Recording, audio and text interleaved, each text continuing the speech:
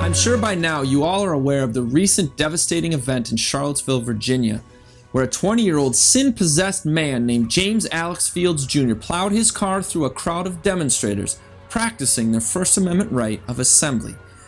Following this godless event, President Donald Trump made a statement. Racism is evil, and those who cause violence in its name are criminals and thugs, including the KKK, neo-Nazis, white supremacists, and other hate groups that are repugnant to everything we hold dear as Americans.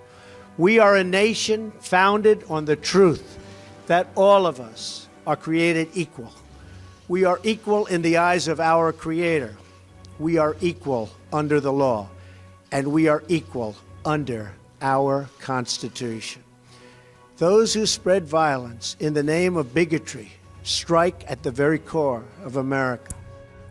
I cannot tell you how important it is for the leader of our country to make such unequivocal and direct statements that condemn sin and exalt truth and the righteous standard on which our country laid its foundation, a foundation outlined in the phrase, all men are created equal, endowed by their Creator with certain unalienable rights.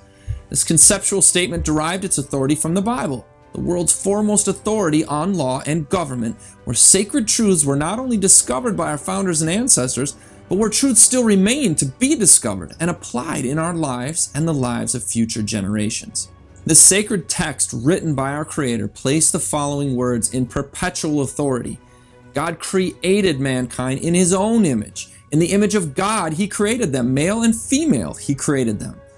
Because this inviolable concept is acknowledged and codified into the law of our republic, America can always be an example of freedom, equality, safety, and the respect for human dignity. You see, equality depends on the command of our Creator to His creation that we are to love the Lord your God with all your heart, soul, mind, and strength. And secondly, love your neighbor as yourself. If we as a republic abdicate ourselves from this covenant made by our founding fathers, mothers, and tens of thousands of those who have paid the ultimate sacrifice for this covenant, we will fulfill what Founding Father Benjamin Rush penned. We profess to be Republicans, and yet we neglect the only means of establishing and perpetuating our Republican forms of government. That is, the universal education of our youth in the principles of Christianity by means of the Bible. For this divine book, above all others, favors that equality among mankind, that respect for just laws, and all those sober and frugal virtues which constitute the soul of republicanism. In the midst of the enormous turmoil, anger, rage, lying media outlets bent on dividing us for profits, I plead with you this week. Politicians can and will never save this nation from self-destruction. That responsibility, my dear friends and Americans, belongs to us. Just as hatred is taught, respect and love to our neighbor, our Creator, and His laws can be taught. And with that comes true liberty. Restore biblical morality, and our land will be healed. This is Jake MacAulay with the Institute on the Constitution, bringing you the American View.